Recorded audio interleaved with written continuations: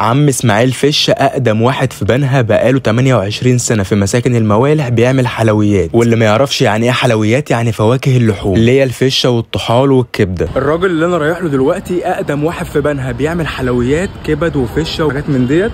بما ان اللي انتوا كتبتوا لي في الكومنتات وطلبتوا مني ان انا اروح اعمل له فيديو، فانا دلوقتي رايح له.